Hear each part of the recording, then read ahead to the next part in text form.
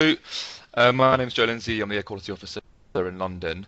I'll be giving an overview of the air quality project in London, what I deliver specifically, some of the lesson plans and resources and materials that we use, and how we monitor the project, and then also how things can be taken forward in the future as well. So it's for behaviour change, but also wider teams and Sustrans to kind of get an idea of the program that we're delivering and maybe how it can be implemented in other cities around the UK as well. So first of all, as an introduction, this is myself here. This is a session that we did in a school in Lambeth about 3 months ago now with Daisy Addison. I'm not sure if she's on the call, but she is also an air quality officer in Brighton and started at the same time as me. So Daisy and I have been working quite closely together, and we delivered this session together with an eco team down in Hitherfield School in Lambeth, doing a lichen walk as just an example of some of the things that we've been doing. So the air quality programme in London mainly runs between two different boroughs. So it runs in Lambeth and also in Westminster as well, and it has done for about 3 years in those two boroughs, and it runs across the duration of the school year, and the programme itself has 6 sessions that are a combination of monitoring different types of pollution, mapping clean air walks, their assemblies, writing newsletter articles with parents to be invited as well. We're looking for signs of air pollution in the local area, and overall it's a behaviour change programme aimed at engaging with young people, particularly in schools that are located in with quite acute levels of pollution in London, to try and get them to understand how they can maybe change their route to school, be persuaded to travel more actively to school, and looking at some quieter routes to school as well. I hope the presentation, everyone can see it on the screen there. So this is the air quality programme.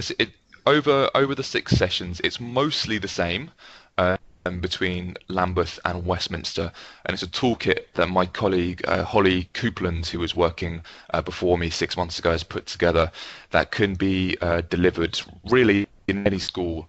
And I'm working with years between year 3 up to year 9, so it's a real variety of age groups, and some of the resources can be tailored and bespoke to different ages depending on their ability as well.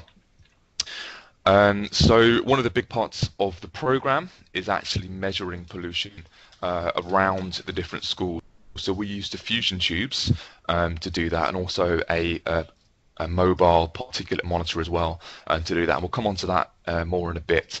But the idea is it's really engaging with young people and getting them to know the local area around their school, where some of the busiest roads are, where the most acute levels of pollution are, and how they can choose journeys to school that are actually a bit quieter but also exposed to far less dangerous levels of pollution as well.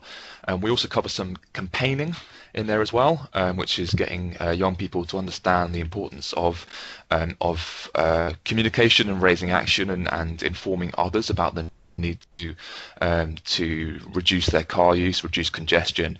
And it ends in a celebration assembly in which the young people present the rest of the school, and sometimes to parents as well, about some of the things they've been learning throughout. So I'll give a quick overview of the two boroughs. They're quite similar. So as I said, we run we run it in Lambeth, in Westminster currently as well. So we've been working in 32 schools in Lambeth over the period of the last 3 years. I'm currently working in 12 schools, and the schools have been identified by the council on the basis of their exposure to levels of high pollution. One thing to separate this from Westminster is a programme that Holly ran called Marathon Mondays, and that was a real incentive to try and engage with as many schools on one day as possible. So this was run last summer in Lambeth in conjunction with the 6 sessions. And it saw Holly on our beautiful green lizard cargo bike in the corner there, riding around to schools, setting up pop-up stalls and workshops, running assemblies, and running lead walks as well, all over the period of I believe just a few weeks. Going on to Westminster, we've been working in 15 schools over 3 years. I'm currently working in 5 schools, and these are schools that have been identified to be part of the Marylebone Low Emission Neighbourhood Zone. So this is part of the government's initiative, well, Sadiq Khan's initiative, to try and create greener spaces in London. So the low emission zone includes things such as more access to electric cars, greener spaces, parklets, and a lot of the schools that have been identified were identified on Sadiq Khan's air quality audit of 50 schools in London in 2017 that are exposed to particularly high levels of pollution. So, for example, we're working with a school just off Marylebone High Road, which has some of the most acute levels of pollution in the country. So we're working with them specifically to run not just the 6 sessions, but we're also doing street closures. We're doing a lot of campaigning sessions with parents as well, which is really useful. So on the same slide, you can see just an outline of the whole program that we run across Lambeth and Westminster. So briefly, session 1 is an introduction to air quality, and it also includes planning and investigation as well. So that actually includes our time with diffusion tubes, going out around the school, putting up diffusion tubes, and covering some of the main fundamentals of air quality and why it's important for them to engage with it as well. Session 2 is our air quality walk. And with Lambeth in particular, we have a mobile air quality monitor, which we can take around the borough, around the schools, and it gives live readings of levels of particulates around the school as well. If we don't have access to that in Westminster, we also do a lichen walk. So lichen is a type of fungal bacteria that grows on trees, and it's particularly responsive to levels of nitrogen dioxide in the air. So it's a very good indication for how much NO2 is in the air, and we get young people to look at different types of lichen and measure that around the school. You will get a copy of the slides afterwards, yeah, of course, no problem. Session 3 will be analysing the results from the first session. So when we put the diffusion tubes up, we send the results, we send the tubes off to King's College London, our provider in London, and they take about 2 weeks to measure the results, and they provide an indication of how much nitrogen dioxide is found per meter, micrograms of nitrogen dioxide per meter squared in each area that we put the tubes up. We get that information back, and we work with young people in the format of a science lesson to analyse the data and present it using graphs, and or write a report and then present that back to the rest of the class. We then have session 4, which I'm delivering this afternoon. It's a mapping session with young people looking at their routes to school in the morning and seeing if there are any alternative ways that they get to school, any quieter routes, avoiding the main roads. I mean, one of the things that we're looking at is that actually, you know, the most acute levels of pollution are, it might sound obvious, but you know, on the roads themselves. So even 50 meters away from one of the main roads, you're exposed to far less pollution. So I promote things such as the quiet ways around London and quieter back roads getting to school in the morning as well. And we work as a class, including the teacher, to look at our route to school in the morning. We then have session 5, which could either be a campaigning session, which could include creating posters to promote the use of active travel and promoting clean air around the school. It could either be that, or it could be writing a letter. So I know Holly, my predecessor, has written to Sadiq Khan and actually had a response from Sadiq Khan as well, from one of the schools she's been working with in Lambeth. And we've also introduced urban design to the lesson as well, which is looking at maps and for us from around the school, and looking at traffic calming measures we can introduce to ensure that there are fewer cars that are driving to school in the morning.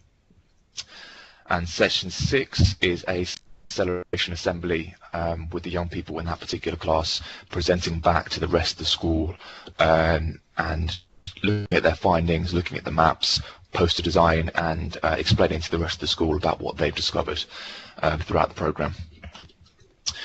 So, why are we running this? As I'm sure you're all aware, air pollution's big news at the moment. It's definitely a buzzword, and not a day goes by without new research and new stories that are being published around the acute levels of air pollution that we're exposed to. This might be quite London-centric because I'm based in London, so a lot of the stories might be quite London-centric, but it's quite frightening to read some of these stories and see particularly how they can impact developmentally young people in terms of their lung capacity and their heart capacity as well. And I actually met in the top right hand corner here. I was at a conference a few weeks ago and I met the mother of Ella, this girl in the top right corner. And she passed away. She lived in Lambeth, just off Elephant and Castle, off the roundabout, and she developed a very acute level of asthma, which is actually put down to the level of pollution she was exposed to. So, yeah, it's quite a severe and significant rising health epidemic, and one that we're engaging with a lot. And our aspect and our angle on this is looking at behaviour change, active travel, and how young people and families can move more towards active travel, cycling, walking, scooting to school, rather than driving. I'll come on to the fact that 80% of pollutant particulate matter and nitrogen dioxide comes from vehicle use in London. So of course, if we can lessen the reliance on vehicles, we can hopefully improve the quality of the air that we breathe. There's a lot of misconceptions around air quality as well. I think a lot of not only the safety aspect in terms of the misconception that children are safer on the way to school in cars, but also a lot of parents feel that they are exposed to less pollution. Something seems to have happened there. Feel free to start presenting. One moment. My slides have just disappeared. Sorry about this. Let me just load them up. Can everyone see my slides on the screen?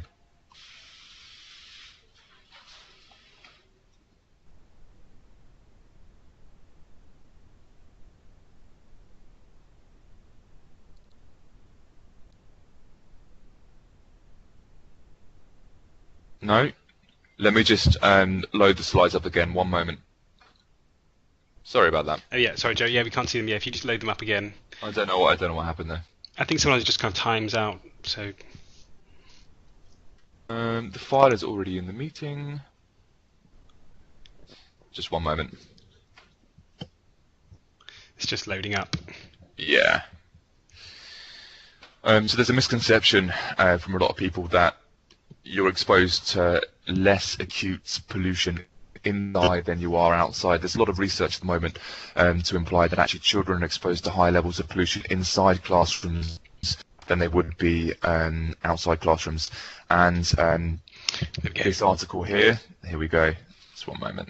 This article here in The Guardian with the Royal College of Physicians essentially says that you're exposed to 9 to 12 times higher in terms of the levels of pollution inside a car than you would be outside. So this is one of the main arguments that I've been taking in terms of going into school and promoting active travel. I think people think that if you're cycling and you're cycling behind buses and cars, you're going to be breathing in more pollution, but there's a lot of evidence to counter that as well, which is really useful. Let's go for here. So particularly in London and in major cities, it's a very, very acute problem. So in July 2014, researchers from King's College London found that concentrations of nitrogen dioxide in Oxford Street are some of the worst on Earth. To couple with that as well, you might have read this, but there's the EU legal limit and recommended standard for levels of nitrogen dioxide, which is around 40 micrograms a day, I believe, and in 1 month in 2018, London exceeded its whole legal limit nitrogen dioxide, which actually, in comparison to previous years, was not as bad because the wind had dispersed the pollution around the city.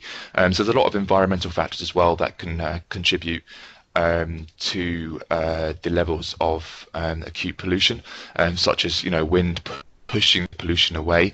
But the fact is that we have legal limits set by the government and by the European Union that are simply being not met, and we're exceeding some of the legal standards as well.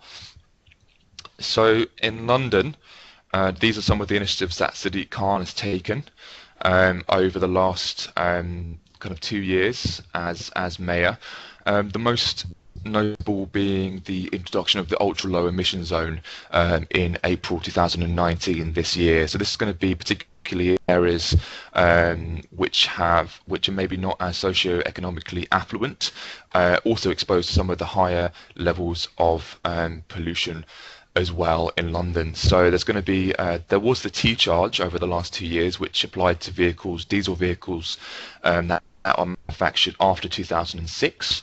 This is going to become even stricter, and it's going to hopefully reduce levels of diesel emissions in the ultra low emission zones across London that will be established. In combination with that, there was the school audit in 2017 of the 50 most polluted schools, several of which, as I said, have been in Westminster, and those are ones that have been put within the ultra low emission zone in Marylebone, where I'm working. So a lot of funding is coming from the council there to Sustrans and similar organisations to try and improve air quality. A lot of buses in London are being retrofitted to become less diesel reliant, and there's a whole lot of initiatives that are being made across London. And why are these initiatives being put forefront of Sadiq Khan's kind of mission at the moment? Well, as I said, around 80% of nitrogen dioxide emissions in cities are due to transportation. That's something that's been cited by Sustrans in a lot of our work. And the Mayor of London website has cited that 9,000 or more Londoners die every year early because of air pollution, and they've estimated that the cost of the health impacts of air pollution on London's economy are up to 3.7 billion due to lost work hours. And of course, as well, 24% of primary schools are in areas that breach the legal limits for nitrogen dioxide. Okay, so those are some of the reasons that this is such a pressing and important area for us to be working in at the moment. I'm now going to go through some of the lesson examples. I think you might have access to the lesson plans, which Holly put together last year. I'm going to go through some of the examples of the resources now that we deliver in those lessons. So one of the first ways that I start the program when working with young people is just to get them thinking about the air that they're breathing not being a tangible thing that they can see. I think that's one of the cruxes of this whole issue, is that actually it's not the public health crisis that it should be, in my opinion, because in comparison to things like the agenda for reducing plastic consumption and things at the moment, air is often something we can't see. We can't see nitrogen dioxide in the air, we can't see particulate matter in the air. So it's really important for young people at the early stages to realise that we are breathing a huge amount every single day, and it's really important that we're breathing very, very clean air. So I start with a breathing exercise and get them to think about how often we are actually breathing every single day and the impact that can have if we're breathing in polluted air. I get them to think about what air pollution is, the sources of air pollution, to try and grasp an understanding of their concept of air pollution, and some of the main responsible sources of air pollution. And a lot of young people are very aware that a lot of it comes from traffic and air travel as well. So I get them brainstorming around that. I give them a definition of what air pollution is, and then we talk about where it comes from. And then depending on the level of the class, this might be something that I might do more for secondary schools. I normally go into a bit of a history of air pollution in the UK as well, mainly focusing on the Industrial Revolution up until 1952, where there was great smog, in which the pollution levels were so bad that over the course of 4 days, there were around 4,000 deaths, I believe, in London, and people couldn't see where they were going. It brought the whole of London to a standstill. Obviously, London as well, geographically, in a bowl, the air pollution just sat there, and people couldn't see where they were going. And it was the culmination of years of industry, of factories, increasing reliance on vehicles as the way to get around as well. And it led to, in 1956, the Clean Air Act, which is the first act of its kind in the UK. And this is a comparison here. So for some of the younger people, for some of the 3s and 4s in London, particularly in central London as well, I asked what this building was. It's obviously the Tate Modern, and before you can see it was a factory. So it's to try and understand that actually, with acute levels of nitrogen dioxide now, it's not as apparent in the air as it was when you had fumes from the smoke of factories, particularly chimneys, which a lot of which were quite low. In London, there was quite a lot of smog, smoke and fog, which sat over the city landscape. That's not the same case now, but a lot of the most dangerous pollutions that forms of pollution we're looking at, particulates and nitrogen dioxide as well, come from transport, and we can't see them, so it's not as tangible or as apparent as it once was.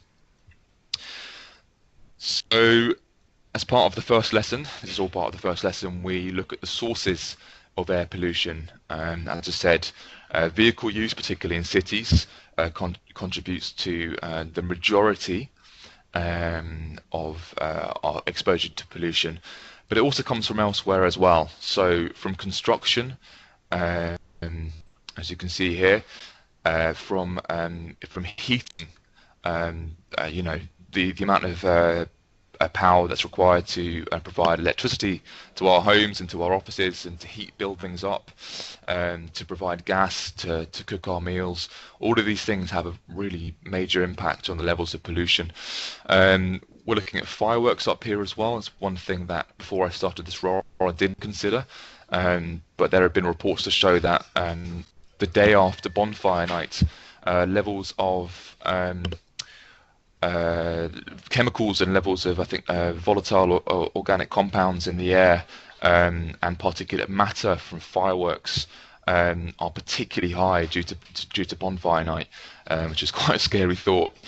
So definitely there are a variety of sources away from transportation, but we're looking predominantly at transport and how active travel can combat that. This is one of the I guess more successful tools that we've been using in our first lesson, the air quality. Absolutely. I've had that conversation with my dad as well around wood burning stoves.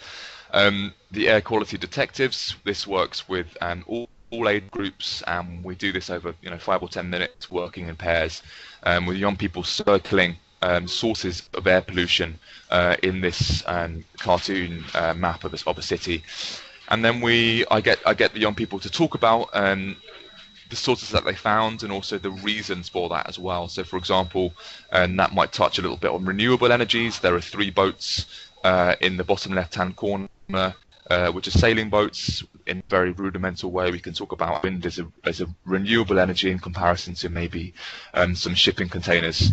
There are obviously huge factories up here as well. There are fireworks, there's farming, which leads to a huge amount of chemicals through fertilizers being spread in the air. So looking away from just transport and how actually pollution can be, sources of pollution can be a lot more varied and expansive than just from vehicle use. This is quite a funny one. A lot of young people find it quite amusing that cows can also produce pollution, but obviously we don't have a huge amount of farms in inner cities. But actually, due to the reliance on the meat industry, there's a huge level of methane, which is obviously causing a big contributor towards global warming. But yes, in London, the main source of pollution is traffic. So this is all part of the first lesson.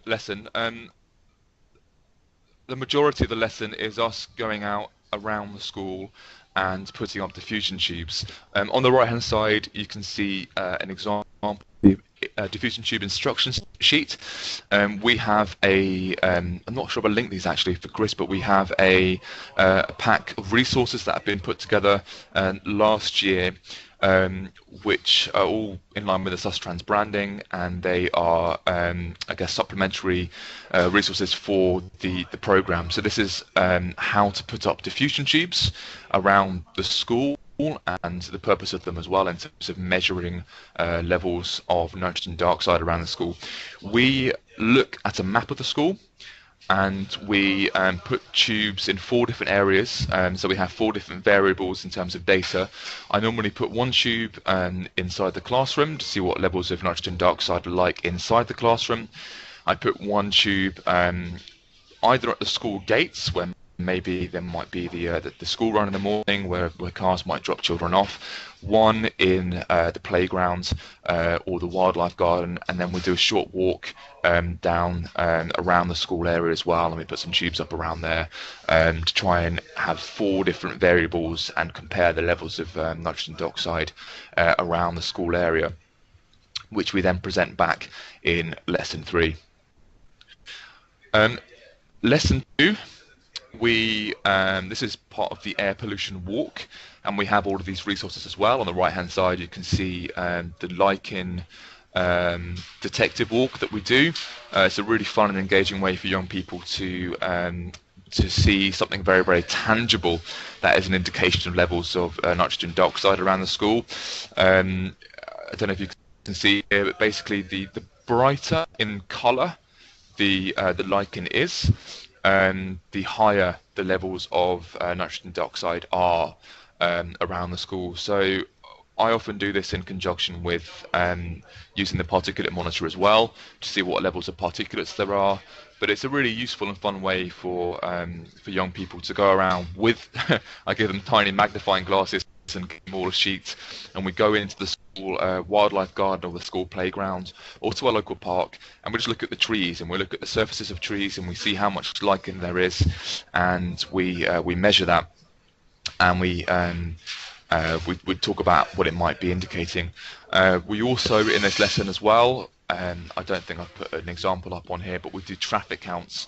So we might do 4 particular areas around the school: the front of the school gate, one of the main roads, one of the quieter roads, and we'll for 2 minutes count the numbers of cars, lorries, bikes, buses, taxis at that particular point, and we save that data for a later date as well in terms of presenting that back to the rest of the class.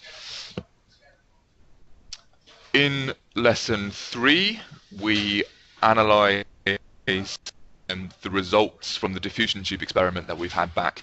We send the diffusion tubes off after they've been installed for 2 to 4 weeks around the school. We leave them up there for 2 to 4 weeks. I then send the diffusion tubes off to the company Gradco that we work with, who has the data analysed by King's College London, and then comes back to us. So for example, you can see at the bottom of this slide there are 4 different locations. Each tube has a sample number, and it has the exposure dates there as well. So you can see how many hours in total the tube has been exposed to in terms of how long it's been basically installed for and how long it's been left. We normally leave them for a month. These have been left for just for a month, and then you can see, I don't know if you can see my mouse, but essentially I'll come back to that at the end of the session. Yeah, so you can see here the level of nitrogen dioxide per meter squared. So it's micrograms of nitrogen dioxide per meter squared, and if it's anything above 40, 40 being the legal limit, then it's a school that's exposed to quite acute levels, and there's an indication that it could be quite dangerous in terms of the levels that the school is exposed to. Part of the session would be doing role play as well. So I do this, for example, this afternoon we're going to do a recap session for a school that I haven't done a session with for 2 months, and we're going to do a recap, and I'm going to get the children to adopt a role here, either a parent who might have a concern about safety on the way to school in the morning. They might want to be driving, they might be walking their children to school. What are their concerns in terms of their level of exposure?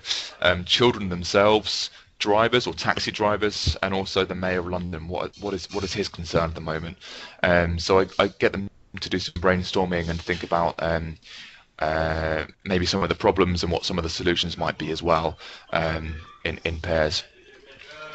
This is part of session 5. In session 5 we have several different options for what we can be doing. It's essentially a campaigning session, so this can include for some of the younger children, for year 3s and 4s, I've delivered sessions where we've talked about the need for campaign, the need for raising awareness, and then cementing some of their knowledge around air pollution, and communicating that via a poster. So a poster that's promoting cycling or walking to school, a poster that's promoting clean air, looking at where are we? Looking at persuasive language, what makes a poster very eye-catching, what's going to stop somebody in the street and make them look at the poster. Alternatively, with maybe year 5, 6s and 7s, we could do a persuasive writing lesson there as well. So as I said, Holly had worked with a group of year 5s and written to Sadiq Khan about their concerns for their particular school in Lambeth. They included some data from the diffusion tube experiment, and they actually got a response from Sadiq Khan as well, which was excellent. So it's an opportunity to either look at persuasive writing, creative writing, or maybe for some of the younger children to create a poster there as well, which can be then presented back to the rest of the school in the celebration assembly. These are some of the slides that I include in terms of them thinking about ideas for their poster. Where are we? There's also, as part of lesson 5 as well, there are a few different options.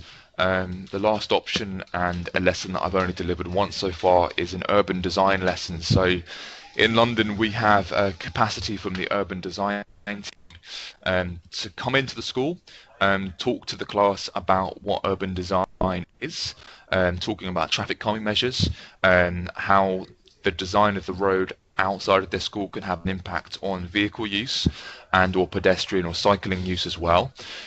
So as part of this lesson, unfortunately the one that I delivered, we weren't able to deliver it with the urban designer, but he provided maps for the area outside of the school, and we looked at traffic calming measures such as creative crossings and parklets, introducing green infrastructures around the school as well. But this is a level of capacity that was made aware to me in the London team quite recently, so I've only delivered one lesson in this so far. So in terms of monitoring the project, still quite a recent project, and one that I've only been in the role for 6 months. But in order to establish the legacy of the project, and in order to establish a level of momentum that the school is taking forward as well, Holly designed this air quality action plan. So working with the school champion, the school would choose 3 of these different actions to take forward. So this could be, for example, a car-free day, which is something that a lot of bike officers, myself included, have delivered. And actually I delivered it as part of the celebration assembly as well. So the car-free day could be, walk to school day, for example, as well, incentivizing that through a kind of bike at breakfast, and then maybe you could put that in combination with the celebration assembly as well. There's definitely a lot of scope for parent coffee mornings. I think our level of awareness here in terms of working with young people is fantastic, but there's a lot of scope in terms of working with some of the parents as well, maybe doing some sessions with parents. We could work with the local council in terms of anti-idling campaigns. It's something we've been doing, or I did in Brent. Car sharing schemes, organised walk to schools. There are different options here, including play streets, which is something that the behaviour change team, and I think across the UK, I believe, I might be wrong, will be delivering in March as well. I was working with the local authorities in March to close down, temporarily close down roads in front of schools in some of our boroughs, and install play streets there as well. And I'll be delivering some air quality work as part of that too. So the schools agree to 3 of these actions they can take forward. Where are we?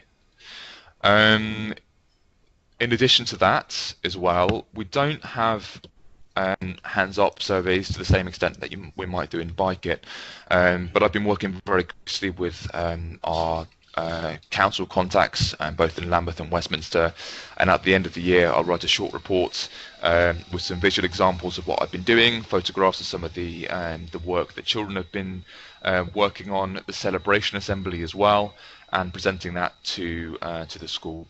In addition, Westminster have funded a work from a local film production company, and we're having short films made at all of the schools in Westminster.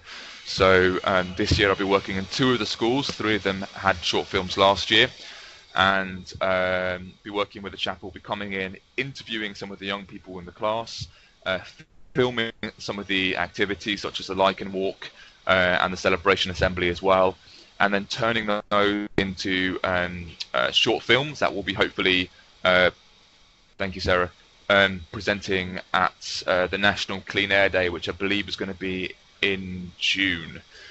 So these are some of the things that we're doing, taking the project forward.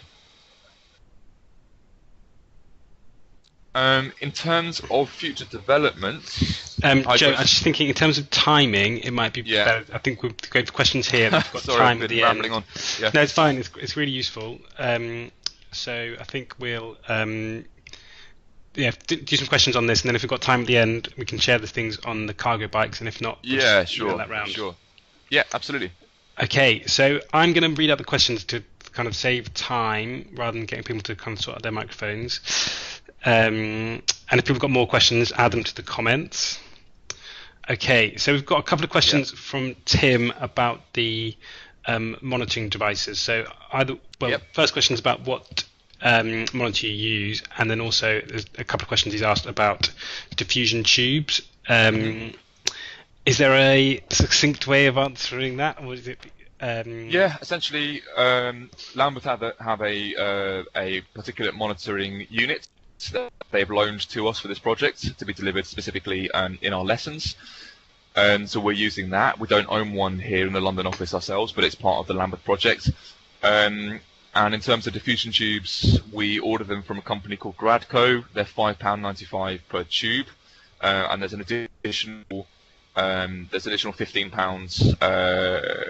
kind of fee for processing and analysing the results as well as delivery as well. And the tubes last for about 3 months, I think, before they have expiry dates, and you keep the tubes in the fridge, which is something that I need to get better at. But you keep the tubes in the fridge, and the council's interested in getting the results back from that as a kind of indication of levels around their borough. Great, brilliant, thank you. Okay, question from Gwen, which was about the higher air pollution in cars rather than outside the car. Do we know if that's always the case? Because I suppose this is the kind of key stat for us, isn't it, to say,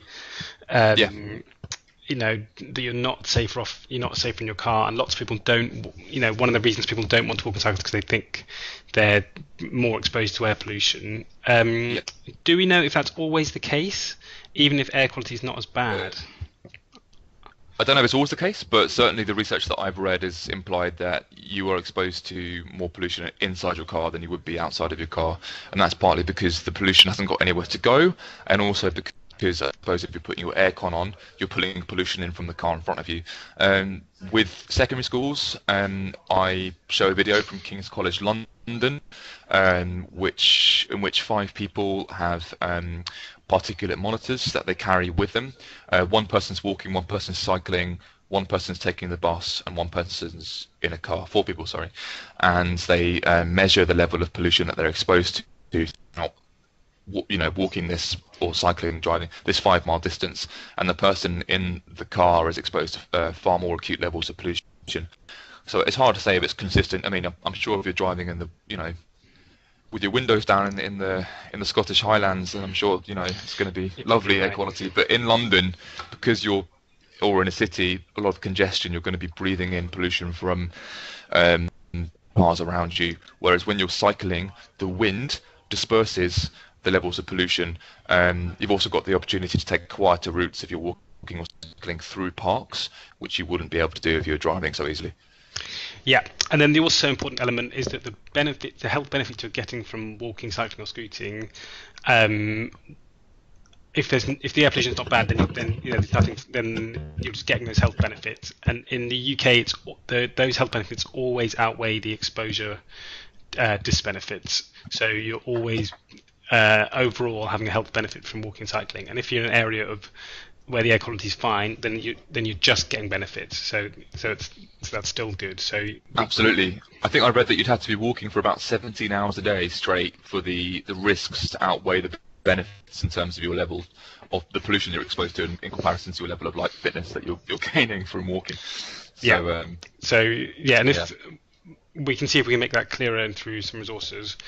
Yeah, definitely. Oh, sorry. Okay, so Michael's sort of question about summaries to schools officers, but I think he's then happy with the resources. Another question on that. Okay, so Dave Clasby has asked a question about campaigning. Yep. And kind of how so Dave's saying, so we have an overall message, we're not a campaigning organisation. Now, my understanding of that is that we don't lead campaigns where we're calling on a kind of mobilising mass support behind a call for the government to do something, because other people are kind of more effective at that.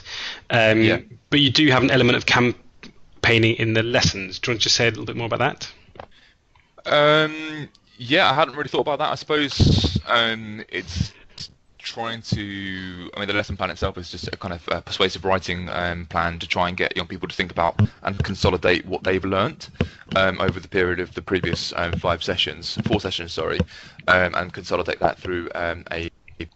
So a lot of the poster design, for example, as it has been in Bike It, posters can be turned into banners put outside the front of the school. So we're not going out and directly campaigning. But it's to show that the school themselves are taking it seriously and they are showing an awareness. But no, I'm not asking the children to write a letter necessarily that might be sent to Sadiq Khan. I think that might have been a kind of anomaly, but I think it's more of a chance for the children educationally to consolidate their learning more than actually for the posters to go anywhere outside of Sustrans. Really? Yeah, I think that does something. Okay. So a question from Ray about how do we. So Ray Craig has also used some diffusion tubes, but have found I think the results weren't that clear to kind of non-scientists. So. How do we use that information in this project, and is there a simple guide to how we would use those results? Yeah, so very simply, and I do it in quite a rudimental way really, it's this is just an indication. The diffusion tubes are not the most accurate reading for levels of nitrogen dioxide. They're more of an engagement tool. That's how I've been treating them. Westminster Council do want the results back, as did actually Lambeth do as well, but they're not going to be anywhere near as accurate as using a particulate monitor, which gives live reading. There are so many different environmental factors that can affect the readings on diffusion tubes. So the way that I do it is I create a very, very simple bar chart with the young people in the class, and I would put 40 at the top, which is the legal limit for levels of nitrogen dioxide in the UK. It's the EU legal limit. And then I'd just mark out and plot on that particular bar chart the 4 different areas where we put the tubes up, and then the levels of pollution. And as I said, it's the number that you're given is the micrograms of nitrogen dioxide per square meter. So how much nitrogen dioxide is in that 1 square meter, and if it's above 40, then that is dangerous. If it's in the 20s, then that's acceptable. But I've got a bar chart that I can send over, but I can do that. Okay, great. Thanks, Joe. That's really helpful. Okay, there's a question from Anna, but I think that's about the PR. I think you can take that up separately. It's probably best. Claire has, as well as saying this amazing presentation, thanks, Claire. Oh, thank you. Totally agree. Joe's brilliant so far. Oh, thank you. Cheers. So yeah, what are the targets and KPIs for the project? I know you've said the monitoring hasn't been that clear so far, but and the monitoring of these types of projects is difficult. So I think just kind of what do you think? What are the targets, KPIs, and how could maybe the monitoring be tightened up? Do you think? I'll be honest. I think that might be a conversation to have with Louise Gold as well. As I said, with Westminster, the schools that we're working with have been identified in the Mayor's Air Quality Audit of 50 schools in London. The ones that I'm working with are and have been identified on this list of some of the most dangerous schools in terms of levels of pollution. So the funding is based on us working with those schools specifically, but it's an engagement tool, it's an awareness tool. It's definitely something that I'd be open to hearing more about in maybe a discussion going forward in terms of what our targets are. The council require the number of pupils that I'm working with, and they require the information from the diffusion tubes, but not necessarily asking me to work towards a specific target apart from work with X number of schools and ensure that you deliver these 6 sessions over the period of the 9 months that you're funded to do so. So that's what I'm working towards. I'm working with it as an engagement tool, but I think there might be room to introduce maybe some KPIs and for outcome. Joe, do you do any monitoring of the of awareness either with the pupils or the parents? Apart from, let me just have a quick look. Apart from a kind of visual representation of photographs of some of the work that children have been doing, there's the films that have been made as well. And in Lambeth, I know Holly wrote a short report in Lambeth, which I really should be more familiar with. Where is it? She wrote a short report in Lambeth to report back to Lambeth Council, but it's really the number of people we're working with, examples of the maps that we've been putting together, and one moment. Sorry, annual report, air quality. Let me just have a quick look.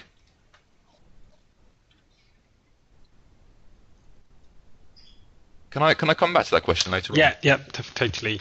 Okay, there's a few other questions on the monitoring, but I think that's something we can pick up outside because it seems clear that people want a bit more guidance generally about how we monitor air pollution and using things like tubes and other tools. Mm-hmm. We've got there's 2 questions, one from Tim and another from Emily about parents. How do we get parents involved? But also, has there been any pushback from the schools or councils as they don't want to scare parents, or who are kind of So, could you just say a bit more about the parent engagement you've had and kind of what their response has been? Yeah, as I said, I'm still quite new to the role. I haven't had that much parent engagement yet, but one of the things that Holly did was the Marathon Mondays in Lambeth last year, which involved parent coffee mornings, pop-up stalls around the school as well. As far as I know, I haven't got any examples of otherwise. As far as I know, it was all received very well, and actually a lot of people are very aware about the levels of pollution in London, but feel quite helpless to things that they could do to be doing things differently. I think it's definitely one thing that's been brought up constantly since I started this role is the possibility of you don't want to be scaremongering.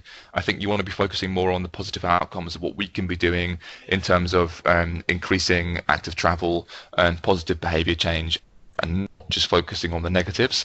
And I think I've become very aware when presenting assemblies and things at schools, particularly in the bike capacity as well. I did a lot of air quality assemblies, and we don't want to focus, too much on the doom and gloom and the really alarming statistics around this, because it can seem incredibly scary for young people. And there's been a few times that I've done air quality walks, and young people looked up into the sky and they've seen airplanes, and they can see the trails behind airplanes, and they're suddenly really frightened. So I think it's really important to be able to engage with young people in a kind of positive, supportive way around this, without informing them or making them feel like they're kind of doomed, or they're going to be incredibly damaged by this, because it is scary. It is scary, but I think it's you've got to focus on the positives as well, and what can be done to improve air quality around the schools. I haven't done much parent work yet, but one of the ideas that I had was with the schools in Lambeth that are finishing now, to get some of the work that the children have designed, posters, the results from the experiments, things like that, and then maybe do a pop-up stall either for National Air Quality Day in June, or for the school streets closures that we'll be doing in Lambeth as well, or to maybe an assembly, or kind of invite parents down at the end of the school day for the group to present to the parents as well, along with the map and meet. Yeah. Great, that sounds really interesting. Okay, there's been a few more questions about monitoring, but we'll leave those. Yeah. So there's a question about the urban design sessions, which I think are really interesting, because I think that's where, in terms of the impact to the project, we would love. I think these projects are great in terms of raising awareness and potentially reducing exposure. But what we, as an organisation, would really love to be doing is, making a real difference to the air quality outside schools. Yep. And the changes to the urban design and the environment around schools, is an obvious way we can do that. Could you say a bit more about those sessions? And also, one of the questions we had was, what happens to that information once we collect it? Yeah. Okay. So again, forgive me, because I'm still, as I said, relatively new to the role, and a lot of these lessons I've either delivered once or I haven't quite delivered yet. So as far as I know, what Louise Gold, who's the head of behaviour change in London, what she wants to do is actually get some real tangible recommendations to the council. So rather than me just going in and delivering the lesson and talking to the young people about what their concerns are, we're going to be working with the capacity from the urban design team to actually go around and audit the area around the school, and then draw up essentially a kind of visual sketch or a plan for how things could be done differently, and then present that back to the council, and look at some real, tangible areas where things can be improved, and in terms of the kind of design of the roads, and how it could impact traffic and things like that around the school. So there's room for talking with Faraz in London about how that would actually work in kind of practicality when it comes down to it. But I think he wants to draw up a proper urban design sketch of how the road could look differently, and then propose that back to the council when we're reporting back. That sounds great. And does I suppose this is just a more kind of perception question for me. Do you think that the difficulty of addressing air quality through kind of traditional measures will give councils and governments generally more motivation and enthusiasm to make some more radical changes around schools? Yeah, I think things have definitely been done. So looking at the low emission zone in Marylebone, for example, we're working with the road safety officer for Westminster Council, and there is a fair amount of money that's being put forward to green initiatives in Marylebone. So, for example, a lot of things we're doing are putting up green screens. There's a lot of funding at the moment to put green screens around the schools. So both Lambeth and Westminster have secured funding from a local design company to install green screens. Whether they actually have access to that money yet is another question.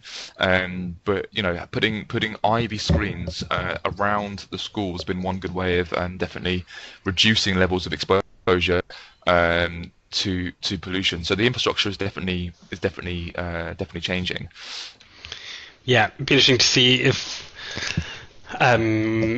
it can also lead to taking more cars away from the schools and traffic, which I suppose is what we would argue is a more effective solution, and doesn't just protect the school, protects everybody in that environment. But yeah, I think it's going to be the idea, for example, with the low emission zones is to introduce not only the parklets and the green screens and various things like that, but there's been a lot of school street closures in Westminster, which we've run, and they've run in conjunction with Bike It. So very successfully last year, Holly was working with a school and basically ran the air quality sessions in conjunction with Bike It officers, and we ran a whole school streets closure in the centre of the low emission neighbourhood, with which all local businesses on that street were involved. They were very much on board, and then the behaviour change team in London went down. We ran BMX sessions, we ran a disco bike session,